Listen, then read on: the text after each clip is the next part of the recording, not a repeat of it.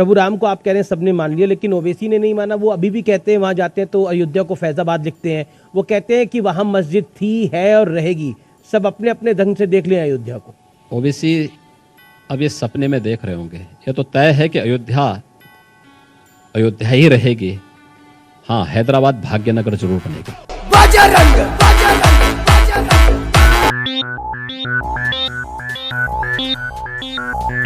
पिछले 1 महीने में 3 बार आपने अब्बा जान कहा है। वो तो परेशान हो रहे हैं। वो कह रहे हैं कि ऐसी भाषा हमारी नहीं है, हमारे पिताजी को हमने ऐसा कभी नहीं कहा। अच्छा, मुझे एक बात बताइए, क्या अब्बा जान शब्द और संसदीय है? पर आपका मैसेज क्या है? जब मेरा मैसेज साफ है। मेरा मैसेज बहुत साफ है और प्रदेश की जनता उसको समझ रही है। जो एक ना समझ लोग हैं उनको समझाने की आवश्यकता भी नहीं, कभी नहीं समझेंगे। की हट्टी तो सब लोग की पट्टी मिले तुझे भी चौकदाने भरी करके डाले सब पे मट्टी में जैसे कोई घट्टी है सब साले टट्टी ज्यादा बजेगा तो सीधा कान पट्टी।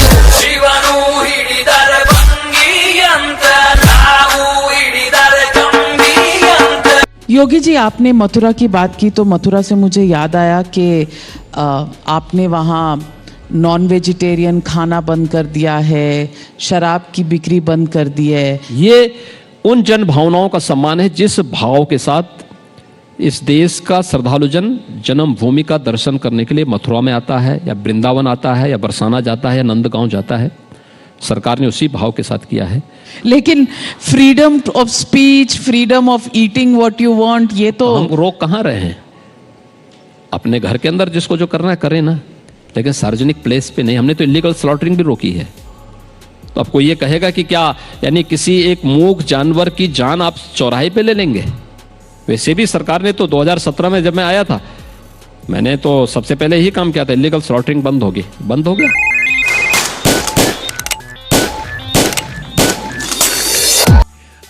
अखिलेश यादव कहते हैं कि यहाँ ठोक तंत्र की सरकार चल रही है।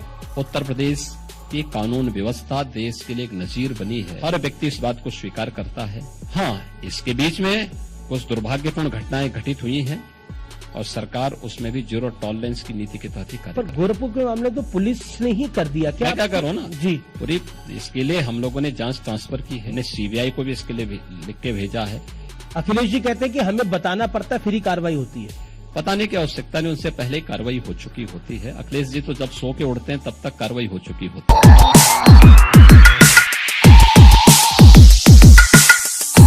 ओवैसी साहब ने कहा कि ऐसी ठोक तंत्र की सरकार है कि 35% जो टोटल एनकाउंटर हुआ उसमें 35% तो मुसलमानों को ठोक दिया इन लोगों ने।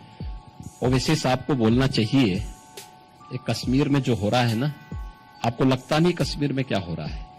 बिल्कुल, बहुत ही दुखद घटना है। जिस तरह से चिन्हित करके हिंदू और सिखों को निशाना बनाया जा रहा है।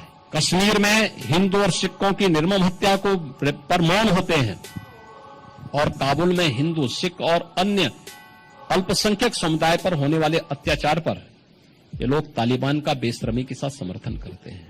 इससे ज्यादा शर्मनाक क्या हो सकता है? और इसीलिए सरकार सख्ती से इन लोगों से निपटती है।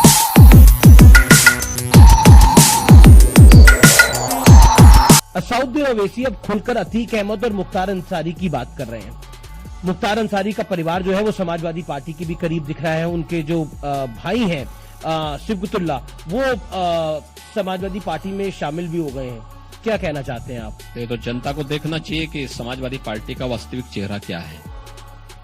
ये जितने भी माफिया हैं, ये कहीं और जगह से, कहीं धरती से फट करके नहीं आए हैं।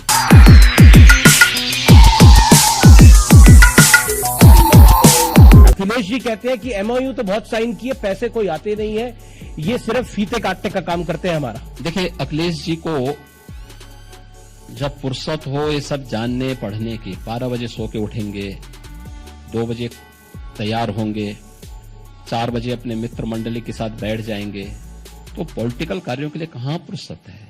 बड़े बाप के बड़े बेटे हैं, देश और दुनिया से उनको क्या मतलब? राहुल गांधी कहते हैं कि जो नफरत करे वो योगी करे। राहुल जी को स्वयं पता नहीं होता है कि क्या बोलना चाहिए।